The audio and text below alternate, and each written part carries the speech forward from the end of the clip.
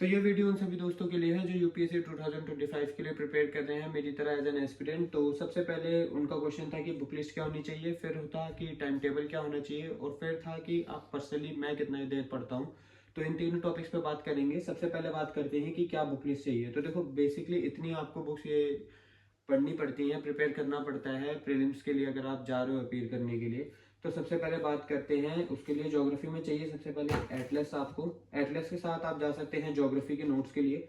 आप ज्योग्राफी के नोट्स के लिए, ये मेरी खुद की है, एक सेकेंड, ये रही ज्योग्राफी के नोट्स। मैंने खुद अपने प्रिपेयर कर रखे थे एक अच्छे कोचिंग इंस्टीट्यूट से, तो उसके लिए मेरे को बुक की नीड नहीं पड़ेगी अब। तो ये सारे नोट्स हैं जिन नोट्स को मैं आपको मतलब प्रोवाइड भी कर दूंगा अपने टेलीग्राम चैनल पे।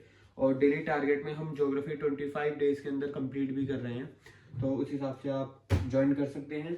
उसके बाद बात करते हैं आर्ट एंड कल्चर के लिए। तो इंडियन आर्ट एंड कल्चर अपने आप में भाई देखो काफ़ी ज़्यादा अच्छा खासा वेटेज रखता है प्रीलिम्स के लिए, तो आप आर्ट एंड कल्चर के लिए प्रिपेयर करें। उसके बाद जाते हैं एनवायरनमेंट एंड इकोलॉजी।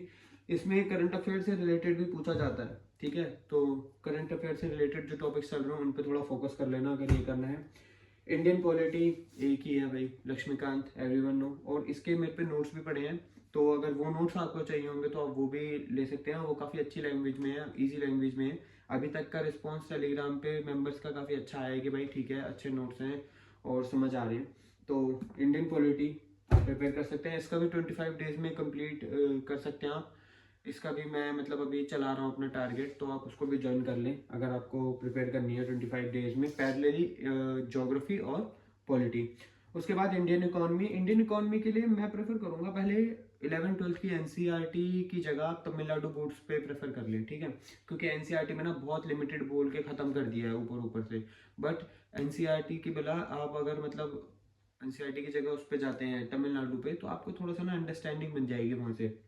उसके बाद इसमें भी वही सेम चीजें ही हैं, बट इसको थोड़ा डिटेल में, मतलब डिटेल में भी क्या बोलूँ कि थोड़ा सा शॉर्ट में आप पढ़ते हुए चलेंगे, समझ आ जाएगी वो सारी चीजें। पर अगर एनसीईआरटी इकोनॉमी के लिए नहीं पढ़ी है तो भाई मुश्किल है।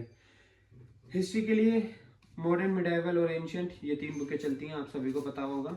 और उसके अलावा अगर आप जाना चाहते हैं कि एनसीईआरटी भी ज़रूरी है, तो हाँ, आप पूछेंगे कौन सी क्लास तक के लिए, तो मैं प्रेफर करता हूँ भाई 8 से उठा लो, 8 या 9 से। उससे ज़्यादा की नीड मुझे तो नहीं लगती है। 6 से उठाओगे तो वही ओवरलैपिंग होती रहती है 6, 7, 8 में, फिर वो घूम फिर के 8th और 9th में फिर पूछेंगे।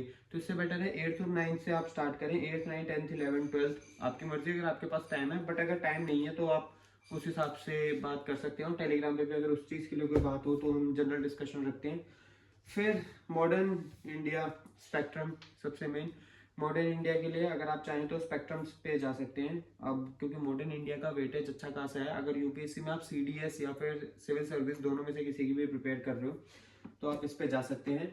बाकी फाइनली ये दो स्ट्रेटजीज हैं जिनको मैंने पीडीएफ फॉर्म में भी बना रखा है और ग्रुप पे सेंड करा हुआ है। अगर आपको इनको फॉलो करना है तो आप इनको भी फॉलो कर सकते हैं। ये 5 महीने के हिसाब से बना रखी है मैंने। और करंट अफेयर के लिए भी मैं जो प्रेफर करता हूँ वो मैं करता हूँ अपना, आप मंथली मैगजीन उठा लें।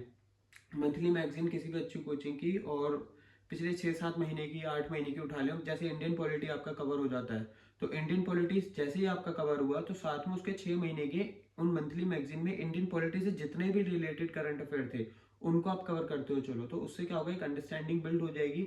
बाकी अगर आपको न्यूज़पेपर पढ़ना अच्छा लगता है तो आप वो पढ़ सकते हो, बट जो स्ट्रेटेजी मैं पर्सनली फॉलो करता हूँ करंट अफेयर्स के लिए वो मेरी यही रहती है। उसके बाद मॉक या पीवाईक्यू के लिए पूछते हैं, तो उसके लिए मैंने ये वाली बुक अपनी खरीद रखी है यूपीएससी के लिए।